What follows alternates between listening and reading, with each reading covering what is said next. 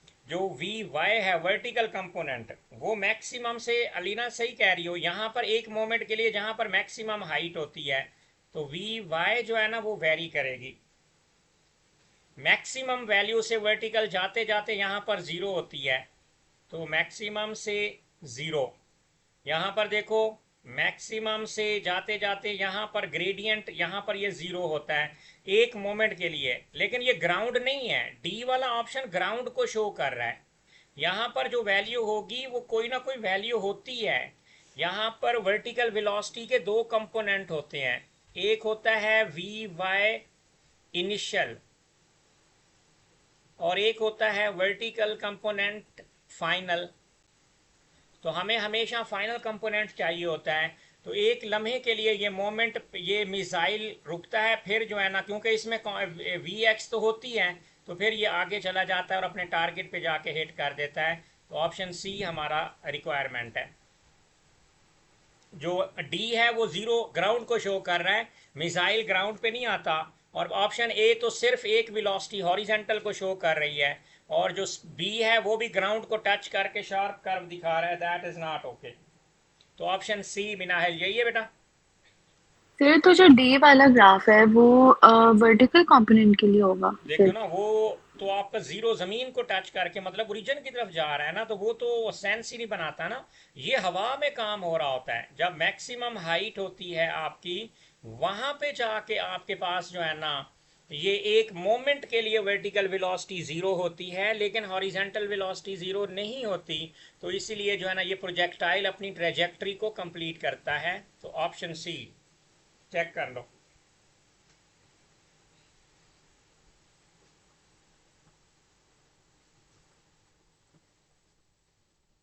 जी यही है।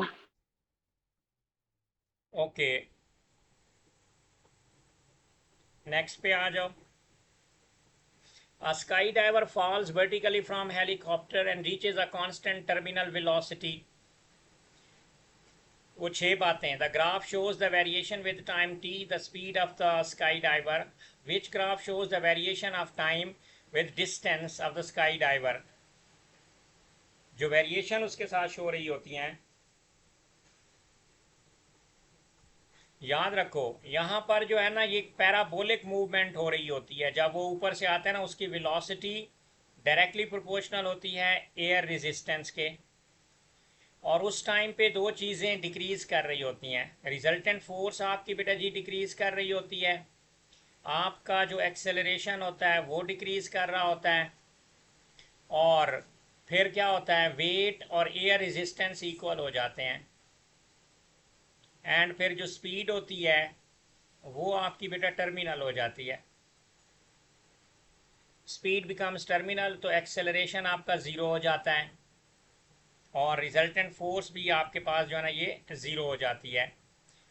अब जब स्पीड तेज़ी के साथ वो आता है कुछ लम्हे के लिए, जब उसमें वेरिएशंस हो रही होती हैं, तो याद रखें इस ग्राफ में जिसमें ये वाली चीज़ें हो रही हैं, ग्राफ हमेशा पैराबोलिक होगा।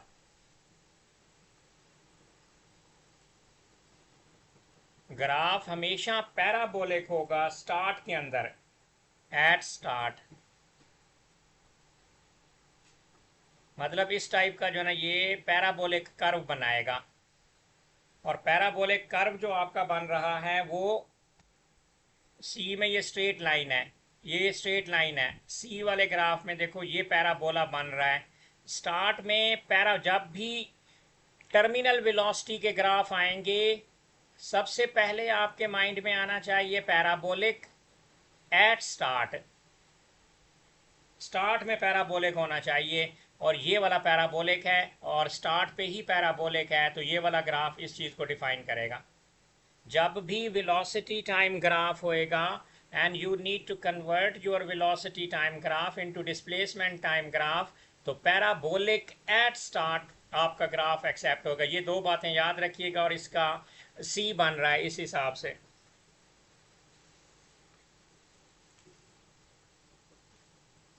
जी मिनाहल। जी सर यही है। ओके, ग्राफ अपने अच्छी तरह से बेटा जी रिवाइज कर लें। क्वेश्चन नंबर 8 पे आ जाएं. A tennis ball of mass 55 gram is traveling horizontally with a speed of 30 meter per second. The ball makes a contact with the wall. तो बॉल जो है ना वॉल की तरफ जा रहा है. ये देखें, ये वॉल है और ये बॉल है. ये बॉल जाएगा, इससे टकराएगा. टकराने के बाद बॉल वापस आएगा, ये बॉल इधर आ जाएगा. ये प्योर मोमेंटम है. एवरेज फोर्स निकालनी है. तो force is equal to change in momentum divided by time.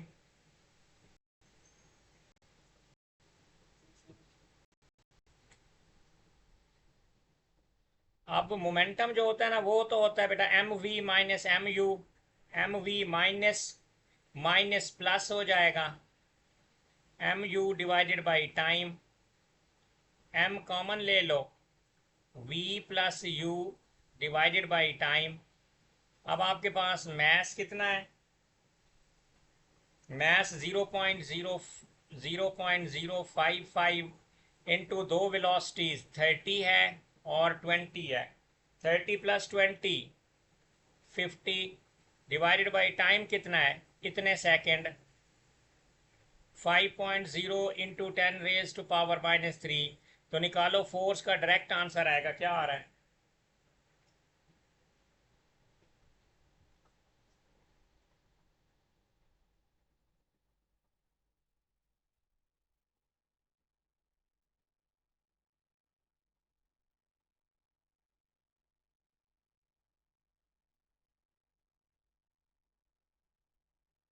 Five fifty. कौन सा आ रहा है बेटा? 550. जी. 550 है, चेक करो.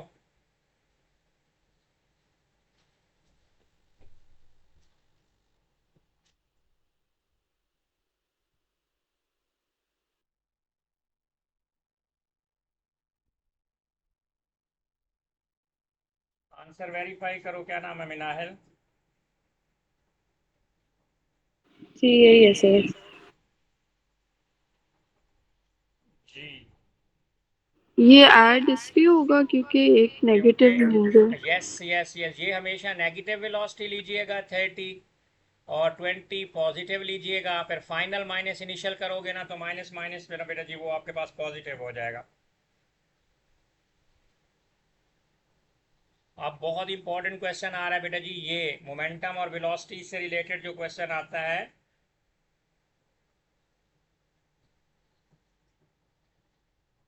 ये क्वेश्चन देखिएगा. अगर ये समझ आ जाता है ना तो फिर इस तरह के बेटा 4-5 क्वेश्चंस होते हैं जो बहुत ही टफ होते हैं, जो कि उन्होंने बच्चे को कंफ्यूज करना ही करना होता है. देखो ये वेलोसिटी जो है ना हमारे पास जो है ना, लोग यहाँ पे ये राइट पे जा रही है और ये वेलोसिटी 0 है. रेस्ट में पड़ा हुआ है बॉडी,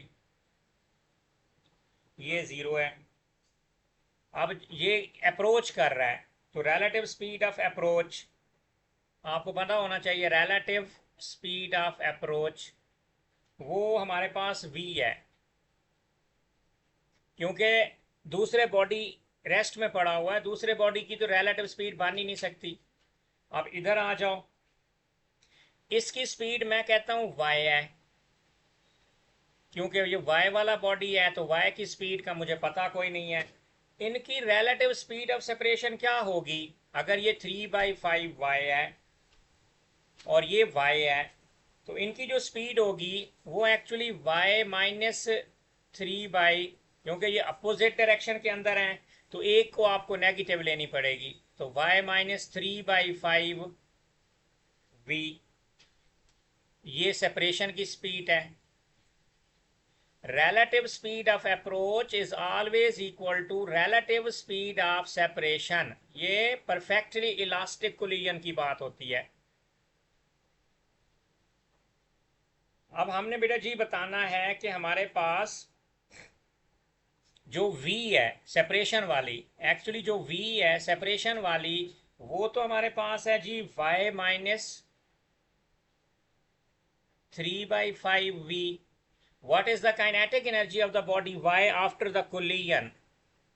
इस टाइप के क्वेश्चन, और बेटा जी कुछ फैट फ्री मिल्क और विद फैट वाले क्वेश्चंस होते हैं जो कि एंड पे करने हैं आपने, उसके लिए 5-10 मिनट लग जाएंगे ऐसे क्वेश्चन, क्योंकि बहुत ज़्यादा तंग कर रहे होते हैं बच्चे को। अब अगर आप इधर से y को सब्जेक्ट बनाओ तो ये v प्लस 3/5v हो जाएगा। एलसीएम ले लो 5, तो आपके पास बेटा जी y की वैल्यू कितनी आ जाएगी?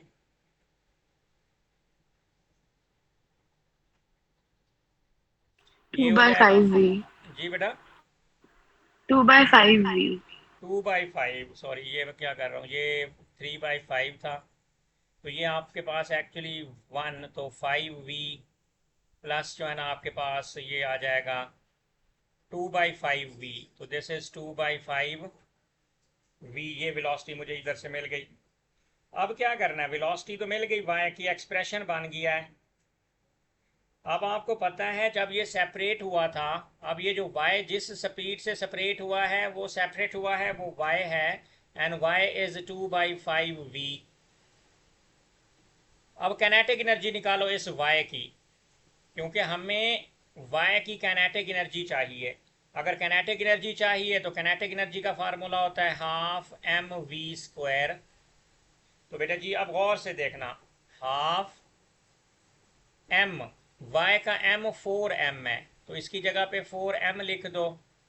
इसकी जो v है वो 2/5 v का स्क्वायर है। ये 2 1 2, 2 2 4, 2m मल्टीप्लाइड बाई 2 का स्क्वायर 4 ओवर आपके पास 5 का स्क्वायर 25।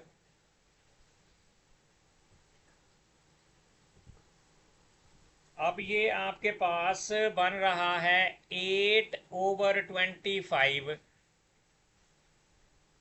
8/25 mv²। अब सारे ऑप्शंस में mv² तो 7 है। अब ये बताओ 8/25 किसकी सिंपलेस्ट फ्रैक्शन बन सकती है?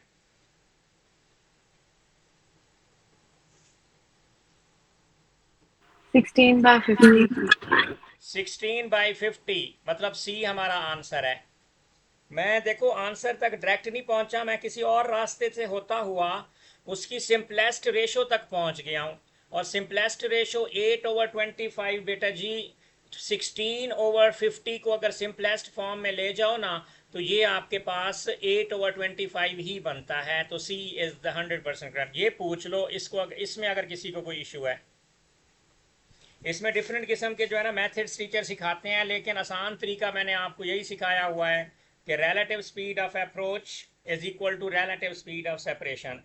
उसने वाई की काइनेटिक एनर्जी पूछी, मैंने वाई को लेट किया, और उससे पहले वाले बॉडी की 3/5 था, दोनों का डिफरेंस लिया 2/5 वाई आए। मैस उसका 4m पहले से मौजूद था। काइनेटिक एनर्जी होती है हाफ mv², तो kinetic energy is half mv²। तो आपके पास बेटा सी वाला ऑप्शन आ गया। This is very important question. इस तरह के क्वेश्चन एग्जामिनर बनाता है बच्चों को तंग करने के लिए। ये बच्चा यहाँ पे शायद स्टक हो जाएगा।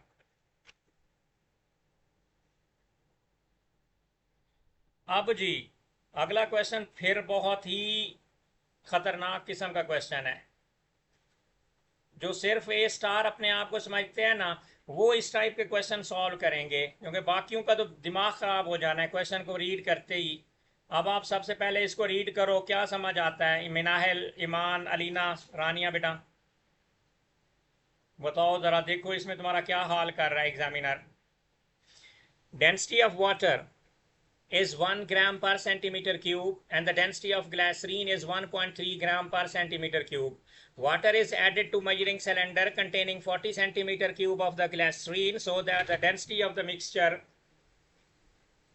is 1.1 gram per centimeter cube. Assume that mixing process does not change the total volume of the liquid. What is the volume of the water added? अब बताओ यहाँ पर क्या तुम्हारा दिमाग काम करेगा और इसको कैसे प्रोसीड करोगे? मिनाहिल जरा आप बताओ बेटा। सर नहीं आ रही समझ जी समझ नहीं आ रही। पढ़े बगैर ही पहले ही हाथ खड़े कर दिए। पढ़ा है सर। हाँ भी अलीना, मिनाहल शहजाद बेटा, मिनाहल शहजाद कह रहा हूँ, मिना ईमान। इसमें गालिब, मैथ्स एक निकालना है? सेकंड। आपको वॉल्यूम निकालना है आपने। वो कहते हैं what is the volume of water added. नहीं, उन्होंने ग्लाइसिन का वॉल्यूम दिया है, फिर उसकी डेंसिटी भी दी हुई है शुरू में, हाँ हाँ, तो कोई मैथ्स तो नहीं निकलेगा? तो क्या निकलेगा? वैसे ही पूछ रही हूँ आपसे। हाँ वो तो मैं बताता हूँ ना, पहले मैं ज़रा आप लोगों का तो सोच लूँ ना कि आप लोगों का दिमाग क्या कह रहा है। ईमान, आप क्या करोगे अगर ऐसे क्वेश्चन में फंस जाओ? एक सेकंड। जी देखो इसको, फिर अपनी सिर्फ अप्रोच बताओ।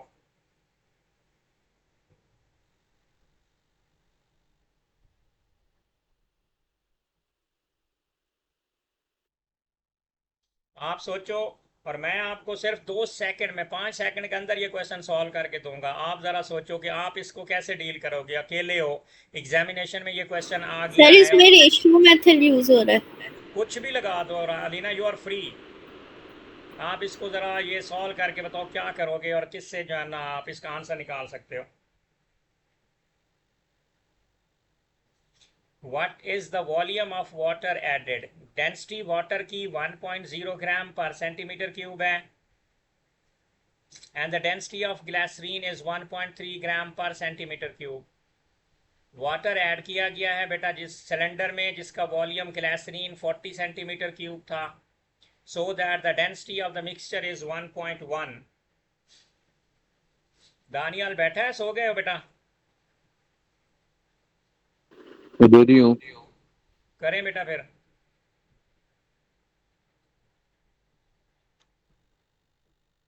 हैदर, आप हो या चले गए हैदर?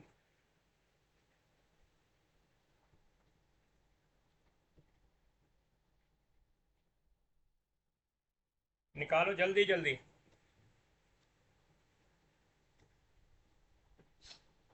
वॉल्यूम ऑफ वाटर क्या है?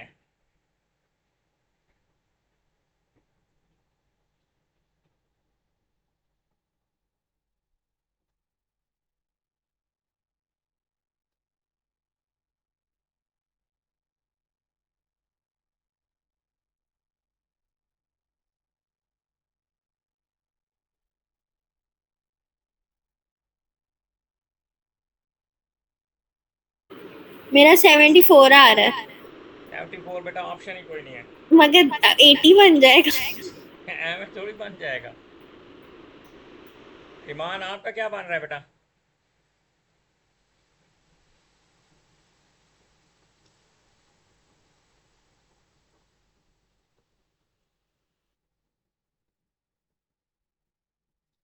चलें देखें, मैं कर रहा हूँ। देखो, टोटल जो मिक्सचर की डेंसिटी है ना, वो है 1.1 टोटल डेंसिटी। अब यहाँ पर आप लिखोगे डेंसिटी जो टोटल है, total density is equal to mass total. Density is equal to mass over volume होता है ना, ये चीज़ है हमारे पास। अब ये टोटल है, लेकिन इसके अंदर फिर कुछ और डाला गया है। अब पहले गौर से एक चीज़ समझो, टोटल डेंसिटी मिक्सचर की 1.1 है। अब जो मैस है ना वो होता है डेंसिटी इनटू वॉल्यूम। अब डेंसिटी हमें 1.3 गिवन है और वॉल्यूम हमें 40 गिवन है ग्लिसरीन का। Water is added to the 40 centimetre cube of glycerine. हमने वाटर का वॉल्यूम निकालना है, तो ग्लिसरीन की जो टोटल निकलेगी मैस, उसे 1.3 मल्टीप्लाइड बाय 40 कर दो, divided by mass over volume. Volume तो 40 है ग्लिसरीन का। सर मेरा 83 आ रहा है वैसे। आप आगे चली गई हो। अच्छा चले देखते हैं, अगर अप्रोच ठीक है तो अभी पता चल जाएगा। देखें, टोटल डेंसिटी है मिक्सचर की 1.1। मैंने फार्मूला लिखा total density is equal to total mass over volume, लेकिन इसके अंदर कुछ वॉल्यूम ऐड किया गया है वाटर का, वो हमें नहीं पता। तो यहां पर वॉल्यूम ऐड कर दो और इसको क्रॉस मल्टीप्लाई कर दो। 1.1 को अगर मैं 40 से मल्टीप्लाई करूं तो लेफ्ट साइड पे ये बन जाएगा 44, प्लस 1.1 को v से मल्टीप्लाई करूं तो ये 1.1 v बन जाएगा, इज इक्वल टू 40 इंटू 1.3 बेटा जी 52 बन जाएगा, प्लस वॉल्यूम 44 को उधर ले जाओ, वॉल्यूम को इधर लेकर आ जाओ। 1.1 v minus v is equal to 52 minus 44 is equal to right side पे 8, लेफ्ट साइड पे 0.1 v। तो v is equal to 8 divided by 0.1, तो आंसर इज डायरेक्ट 80। बताओ क्या इश्यू था? Density is equal to mass over volume मैंने किया। Total density of the mixture is equal to, ये क्योंकि ग्लासरीन की गिवन थी, उसके ऊपर कुछ डाला गया है, वो वाली जो चीज ऐड की गई थी ना, वो हमें नहीं पता था। तो मैंने density is equal to mass over volume, ऊपर वॉल्यूम ऐड किया, वही वॉल्यूम तो निकालना था जो ऐड हुआ था। What is the volume? Numerator में वॉल्यूम क्यों ऐड किया है? जी बेटा, ऊपर क्यों वॉल्यूम ऐड किया है? क्योंकि टोटल वॉल्यूम मिक्सचर के अंदर ऐड हुआ है, तो हमें नहीं पता कितनी वैल्यू ऐड हुई है, तो टोटल वॉल्यूम उसके अंदर 40 के अंदर भी तो ऐड हो जाएगा। अगर आपके पास ग्लिसरीन का 40 वॉल्यूम है, आपने उसके ऊपर वाटर का वॉल्यूम डाल दिया, तो वो वॉल्यूम ऊपर भी डाला, लेकिन ओवरऑल वो टोटल को भी इंक्रीज कर देगा। तो जब टोटल का लेंगे तो आपको ऊपर और नीचे दोनों को मतलब आप जो पानी डालते हो ग्लास के अंदर, ऊपर से डालते हो, नीचे अगर लिक्विड हो तो ऊपर भी एडिशन होगी, लेकिन बॉटम से भी वो ऊपर इंक्रीज होएगा।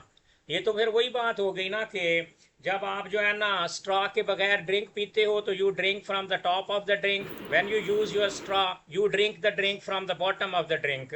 तो इसमें आपकी टॉप और बॉटम दोनों ये इन्वॉल्व है। फॉर्मूला याद करना है।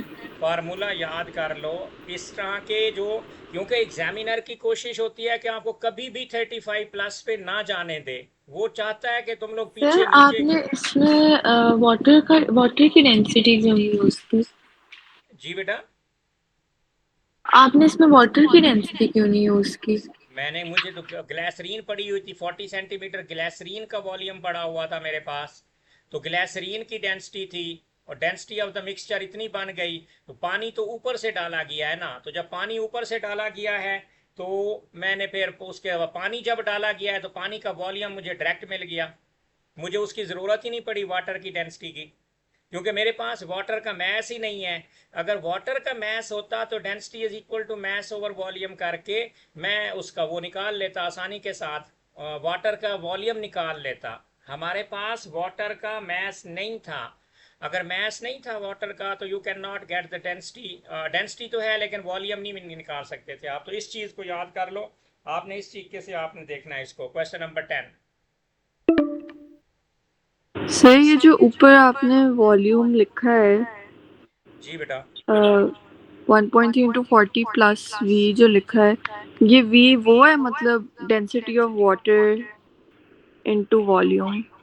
यस, ये पूरा वॉल्यूम उसके अंदर वाटर का इन्वॉल्व कर चुका है। मैंने वाटर का वॉल्यूम निकालना था, जो वाटर मैंने ऐड किया है ना, तो वो वाटर की डेंसिटी को मिला के उसका वॉल्यूम बनेगा।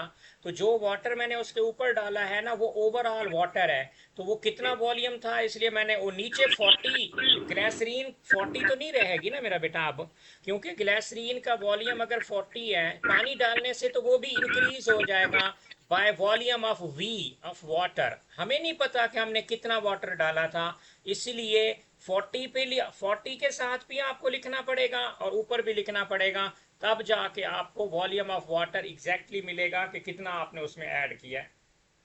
अगर डेंसिटी ऑफ वाटर कुछ और दी होती तो उसको मल्टीप्लाई करते मतलब v देखो, के साथ। अगर डेंसिटी, हाँ अगर डेंसिटी ऑफ वाटर है, हमें अगर सिर्फ वो वाटर का मैस बता देता ना, तो हम तो फिर तो direct density is equal to mass over volume निकाल लेते, वो तो फिर हमें डायरेक्ट वाटर का वॉल्यूम मिल जाता।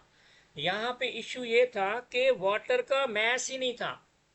जब वाटर का मैस नहीं है तो आप density is equal to mass over volume तो लगा नहीं सकते थे। फिर उसने ग्लिसरीन की डेंसिटी दी हुई थी, ग्लिसरीन का वॉल्यूम दिया हुआ था, तो ग्लिसरीन वाले टोटल मैस की जगह पे मैंने डेंसिटी इनटू वॉल्यूम कर दिया, और उसके उसी एक ही इक्वेशन के अंदर ये आपको एडवांस टेक्निक सिखा दी कि आप ऊपर वॉल्यूम ऑफ वाटर एडेड, तो आपका डायरेक्ट वाटर आएगा, वॉल्यूम ऑफ वाटर आ जाएगा। और किसी पंगे में ना पड़ना, नहीं तो फंस जाओगे, या फिर तुक्का लगेगा तो और बात है।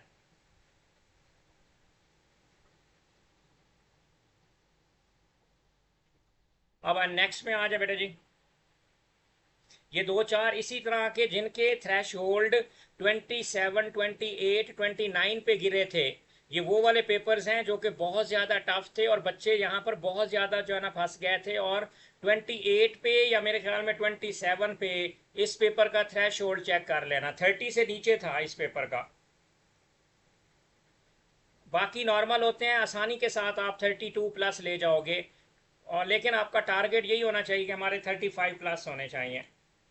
अब जी हॉरिजेंटल फोर्स किस पे? प्रोजेक्टाइल मोशन है। An astronaut throws a stone horizontally near the surface on the moon. चांद पे खड़े होकर जो है ना, जिधर एटमॉस्फेयर है ही नहीं, तो वो फेंक रहे हैं हॉरिजेंटल फोर्स। वहां पे कौन सी हॉरिजेंटल फोर्स है? तो नो हॉरिजेंटल फोर्स। ए और बी तो गए। अब उसके साथ वर्टिकल फोर्स, तो उसकी अपनी ग्रेविटी होगी, यस वो कांस्टेंट होगी, तो सी। जैसे अर्थ की ग्रेविटी जी 9.81 होती है, इन द सेम वे चांद पे भी अपनी ग्रेविटी होगी, और वो जितनी होगी बेटा वही आपकी कांस्टेंट आपने लिखनी है।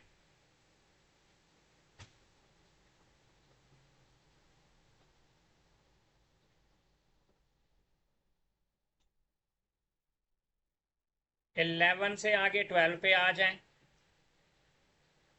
विच expression is equal to the up thrust? Cylindrical block पड़ा हुआ है, तो सबसे पहले प्रेशर का फार्मूला लिखा करो। Force over area, force is equal to up thrust and up thrust is equal to pressure into area. लेकिन जब डेंसिटी वगैरह कुछ ना हो, अगर लिक्विड होता ना, ये वाटर के अगर इंफॉर्मेशन होती, रो जी एच होता, तो मैं उसको एरिया से मल्टीप्लाई कर देता। लेकिन अब प्रेशर की जगह पे कुछ इंफॉर्मेशन नहीं है, तो फिर आपने ये वाला सिलेंडर, ये पूरे का पूरा आपका पानी में डूबा हुआ है, इमर्स्ड टोटली इन वाटर। अब आपने इसके बॉटम पे जो प्रेशर है और इसके जो टॉप पे प्रेशर है, इन दोनों का डिफरेंस लेना है। अब जो आपका अप थ्रस्ट होगा, ये जो डेल्टा पी होगा, ये हमेशा रट्टा मार लो, बॉटम माइनस टॉप का प्रेशर इनटू एरिया होता है।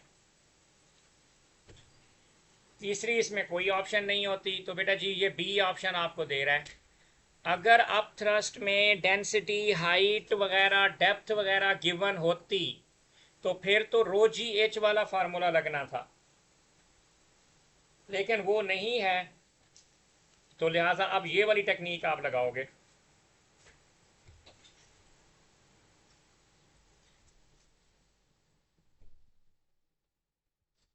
Clear?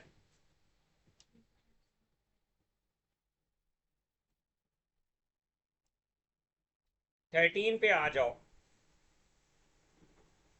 A uniform diving board is held by two fixed rods at point P and Q. A person stands at the end R of the diving board. ये बंदा फिर इधर आ रहा है, Q point पर जब बंदा पास आता है तो उसका वेट और उसका जो डिस्टेंस है D1 पॉइंट P की तरफ जो हमारे पास वो आ रहा है, तो P का पिवट की तरफ जो डिस्टेंस है वो डिस्टेंस 2 हो जाएगा। अगर आप P को सब्जेक्ट बनाओ तो वो आपके पास आ जाएगा weight into distance 1 over distance 2।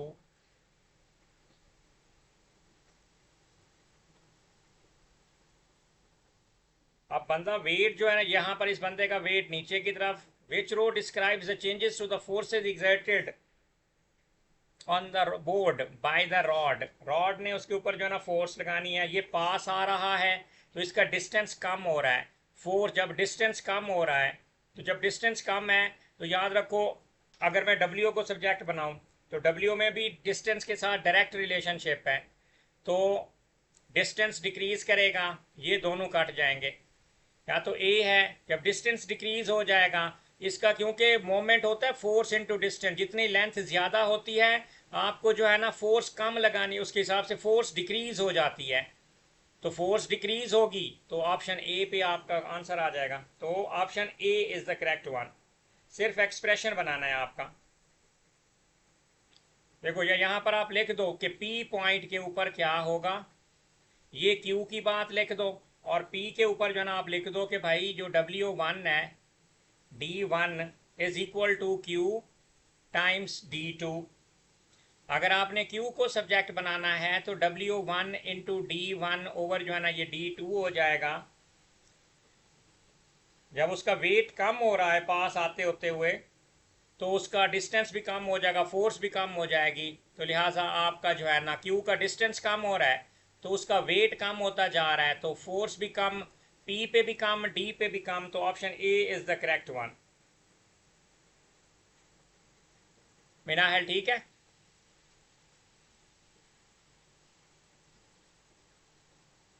Alina जी ठीक है सर।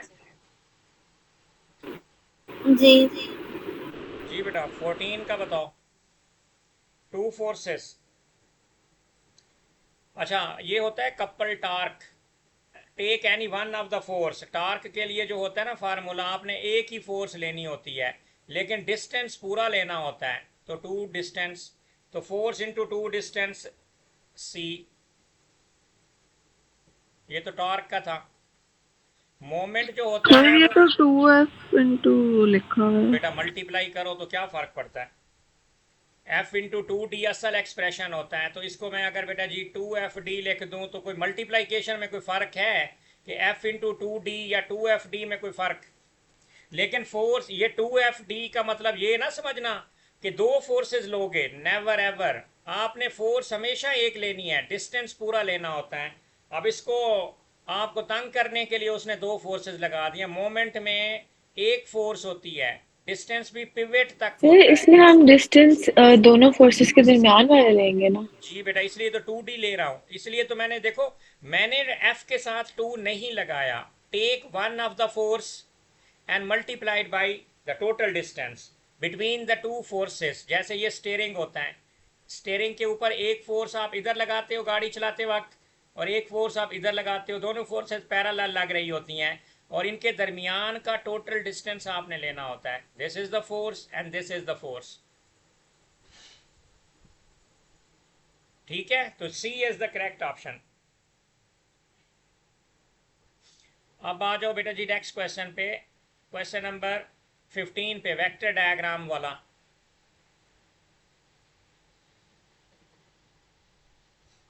अब इसके हिसाब से आप मूव करो कि भाई कैसे आप जो है ना हेड टू टेल रूल से बना सकते हो, रिजल्टेंट फोर्स हमारी कैसे बन सकती है।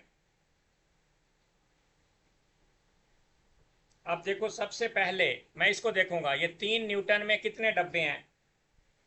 3 1 2 3 डब्बे इधर बनाओ, इधर से देखो 1 2 3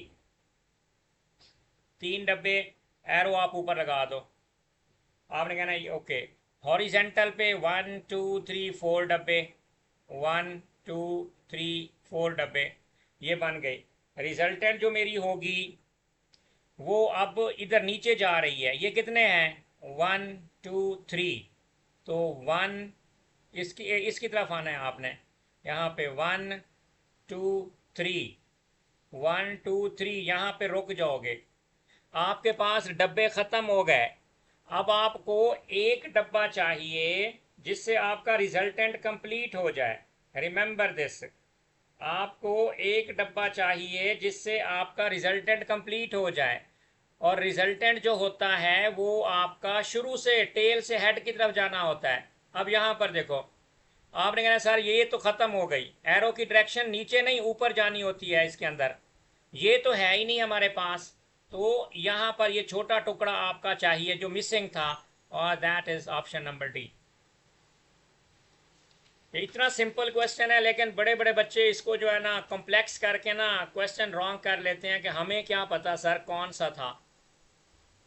भाई अगर आपने कंप्लीट लूप करनी है तो ये वाला रिजल्टेंट यहाँ से लेकर यहाँ तक, अगर देखो आप मुझे नहीं समझ आया। इसको छोड़ दो। देखो कह रहा था ना इंटेलिजेंट बच्चों को समझ नहीं आती होती, ये सिंपल वाले बच्चे को आसानी से समझ आ जाती है। देखो ये 3 न्यूटन है, मैंने 3 न्यूटन ऐसे टॉप पे लिख दिया, 3 न्यूटन, 4 न्यूटन राइट पे लिख दिया। हेड टू टेल क्या कहता है, ये पहला टेल और ये हेड, और ये इधर जाएगा इसका टेल और इसका हेड। अब रिजल्टेंट होता है पहले के टेल को आखिरी के साथ ज्वाइन कर दो। अब आपने यूं देखना है, 1 2 3। आपका जो रिजल्टेंट है वो 3 डब्बों का है, ये देखो, क्योंकि उसने जो है ना यहाँ पर एरो नीचे दिखाया हुआ, तो इसलिए मैं आपको ऊपर से ये चीज़ नीचे दिखाना चाह रहा था, लेकिन हमारा रिजल्टेंट नीचे से ऊपर जाता है। यहाँ पे ख़त्म हो गई, ये रिजल्टेंट ख़त्म हो चुका है 1 2 3। आगे हेड तक पहुंचने के लिए you need one more box, तो वो वाला ये अगर ऐड कर दूं ना तो मेरी कंप्लीट हो जाएगी। What is the direction of this resultant force, ये डी वाली ये सारा रिजल्टेंट। आप अज्यूम कर रहे हैं। अज्यूम नहीं कर रहा मैं, इनको ले रहा हूँ, ये वाली एक्चुअल वैल्यूज को ये प्लॉट मतलब टू स्केल है।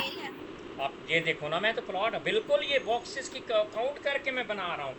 ये 3 उसने एक वाई एक्सिस पे 3 न्यूटन वाला बनाया, मैंने वाई एक्सिस पे बेटा देखो 3 न्यूटन बना दिया, 1 2 3। फिर ये 4 न्यूटन राइट पे जा रहा है, 1 2 3 4 राइट पे गया। अब रिजल्टेंट होती है फर्स्ट का टेल और लास्ट की हेड को ज्वाइन कर दो। फर्स्ट से लास्ट तक जाने में एक डब्बा, उसका रिजल्टेंट भी गिवन है, देखो रिजल्टेंट उसका 1 2 3 डब्बों का है। 3 चीजें नहीं होती वेक्टर डायग्राम में, वो सिर्फ 2 होती हैं, तीसरा हमने खुद बनाना है। तो लिहाजा इसको मैं अगर जोड़ना चाहूं तो 1 2 3 कंप्लीट तो नहीं हुआ, तो ये चीज डायरेक्शन मेरी बनेगी टुवर्ड्स द एंड रिजल्ट, तो डी वाला ऑप्शन मेरा करेक्ट होएगा। ये हमेशा हेड टू टेल या लूप को कंप्लीट किया करो ऐसे क्वेश्चंस के अंदर, कभी भी आपका वो चीज रॉन्ग नहीं होगी। अब इसमें आगे आ जाओ बेटा जी, इलेक्ट्रिसिटी आ गई आपके पास।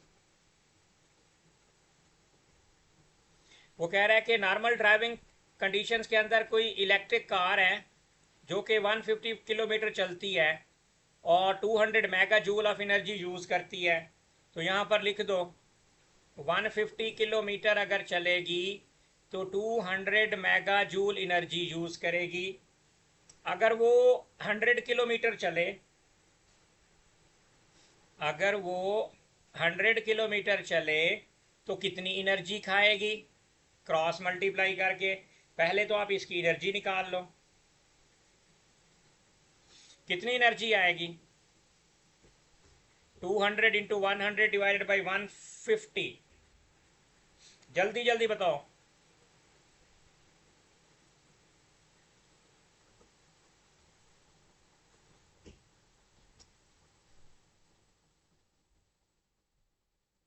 मिनाहल कैलकुलेटर फास्ट, अलीना फिर क्लास खत्म होने वाली है। कैलकुलेशन तो कर लो। इसकी आ रहा है 133। 133 मेगा जूल बेटा आपके पास एनर्जी आपके पास ये आएगी, लेकिन उसमें से कुछ और पूछा हुआ है, मिनिमम टाइम रिक्वायर्ड। तो अब हमारे पास टाइम है, एनर्जी का फार्मूला बेटा क्या होता है, energy is equal to I V T. आपको टाइम चाहिए तो time is equal to energy over I V. तो यहाँ पर अगर मैं वैल्यूज़ को पुट कर दूं बेटा जी, तो यहाँ पर मेरे पास ये वैल्यूज़ आपके पास आ जाएगी, सारा कुछ मेरे पास गिवन है। ये 133 मेगा जूल है, तो mega into 10 raise to power 6। Electric current आपके पास गिवन है बेटा, सारी इंफॉर्मेशन गिवन है, वोल्टेज 230 है और दैट्स इट। तो इसको अगर आप सॉल्व करेंगे तो हमारे पास टाइम जो आ जाएगा वो 12.35 आवर्स जो है ना, यहाँ तक आपके पास बेटा जी ये वाली